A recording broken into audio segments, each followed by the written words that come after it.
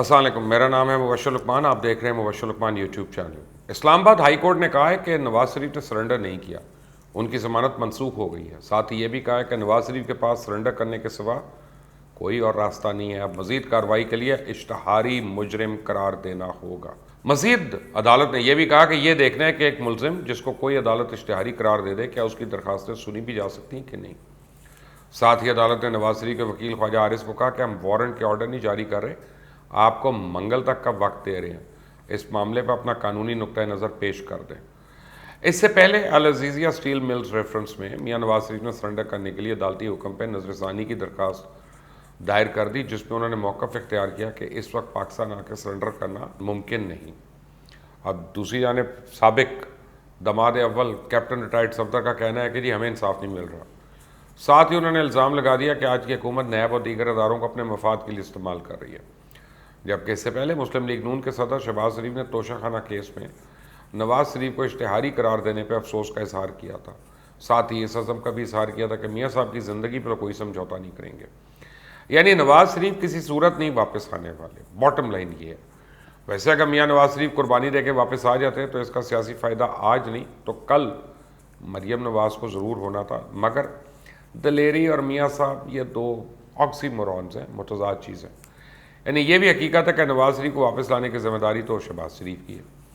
شہباز شریف نے ہی نواز شریف کی ضمانت دی تھی، اور نواز شریف سزا یافتہ مجرم اور اب مفرور مجرم ہے۔ تصاویر میں تو ان کی صحت بڑی اچھی دکھائی دیتی ہے، اس لیے باقی کی سزا تو جیل میں ہی بنتی ہے۔ عدالت نے میاں صاحب کو علاج کروانے کے لیے 4 ہفتوں کی اجازت دی تھی، اب تو پتہ نہیں ہفتوں تو دور کی بات ہے، مہینے کتنے گزر چکے ہیں، اور ایک بار پھر سے بیماری کا بہانہ بنا کے میں نہ آؤں گا کہ رٹ لگا کے بیٹھے۔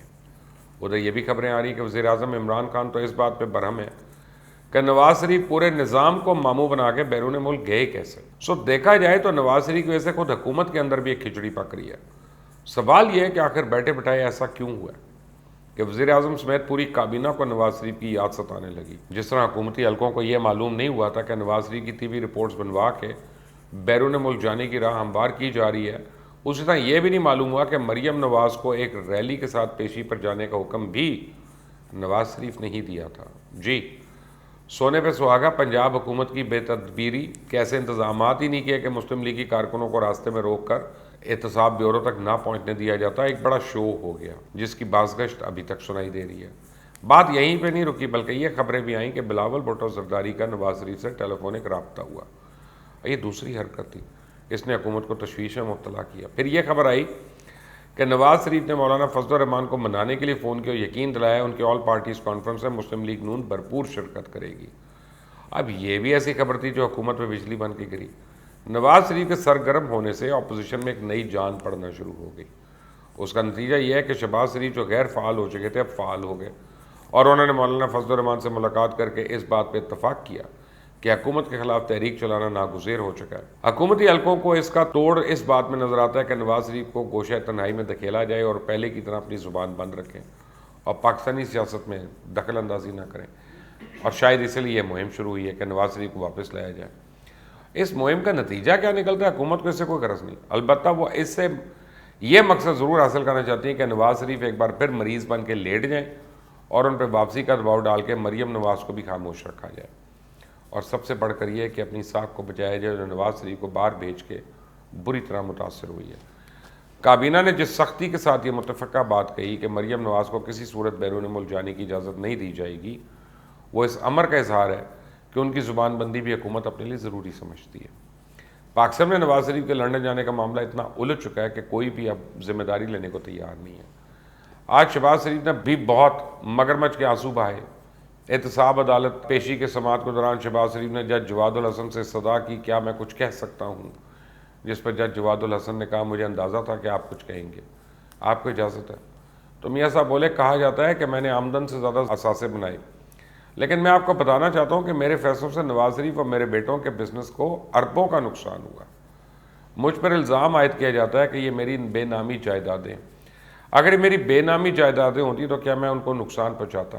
حکومت مجھے اور میرے خاندان کو انتقام کا نشانہ بنا رہی ہے، مجھے اللہ پہ بھروسہ ہے ہمیں انصاف ملے گا۔ یہ سٹوری رپورٹ کرنے والوں کا کہنا ہے کہ چھوٹے میاں نے عدالت میں ایسی رام کتھا سنائی کہ کمزور دل ہوتا تو شاید پنجاب انسٹیٹیوٹ آف کارڈیالوجی میں اس کو ایڈمٹ کرنا پڑ جاتا. لیکن میں ثانیہ ماڈل ٹاؤن تو نہیں بھولا ابھی تک. میں جانتا ہوں ان کی فطرت کو. جب یہ حکومت میں ہوتے ہیں تو کیا ہوتے ہیں, جب حکومت سے باہر ہوتے ہیں تو یہ یوں ہی مگرمچھ کے آنسو بہاتے ہیں کہ بندہ کیا کہے. یہ وہی شہباز شریف ہے نا جنہوں نے زرداری کو سڑکوں پہ گھسیٹنا تھا. ویسے ایکٹنگ تو کمال کی ہے چھوٹے میاں صاحب. دراصل مسلم لیگ نون کی قیادت مشکلات میں کمی کی بجائے اب اضافہ ہونا شروع ہو گیا ہے. اگر میاں نواز شریف وطن واپس آتے ہیں تو انہیں قانون کا سامنا کرنا پڑے گا. میاں شہباز شریف و مریم نواز کے خلاف بھی مزید کیسز بن رہے ہیں اور شریف فیملی کے خلاف گھیرا جو ہے مزید تنگ ہو رہا ہے. ایسے میں آل پارٹیز کانفرنس بلانے کا بیانیہ اور پھر اس کا انعقاد کیا رخ اختیار کرتا ہے, اس کا فیصلہ تو آنے والا وقت ہی کرے گا. اگر اس آل پارٹیز کانفرنس سے کسی مضبوط اپوزیشن بننے کے امکانات تو بہت کم ہیں, مگر پھر بھی اس حقیقت سے تو نہیں انکار کیا جا سکتا کہ حکومت اس سے پریشان ہے. پچھلے دوران جب میاں شہباز شریف کی اپوزیشن رہنماؤں سے ملاقاتیں درست سمت میں اقدام ہیں, لیکن وہ کس حد تک دیگر جماعتوں کا اعتماد حاصل کر پاتے ہیں یہ اہم نقطہ ہوگا, جس کے بعد ہی اے پی سی کے انعقاد کی عملی شکل بن سکے گی اور پھر اس کے فیصلے بھی شاید دور رس ہوں.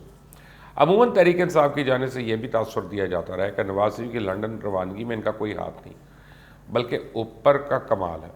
آپ کو یاد ہوگا وزیر اعظم کے معاون خصوصی شہزاد اکبر نے تو کسی لگی لپٹی کے بغیر کہہ دیا تھا کہ نواز شریف کی روانگی کا سوال تو محکمہ زراعت والوں سے کرو. واضح اشارہ تھا. لیکن اب وہ یہ بتائیں گے کہ عثمان بزدار, یاسمین راشد اور سروسز ہاسپٹل کے وہ ڈاکٹرز جنہوں نے ان کی جعلی رپورٹیں بنائی تھیں, حکومت ان کے بارے میں کیا کر رہی ہے؟ اس پہ حکومت بھی خاموش ہے. آپ دیکھ رہے ہیں مبشر لقمان یوٹیوب چینل. میرا نام مبشر لقمان ہے. Until next time, اللہ حافظ.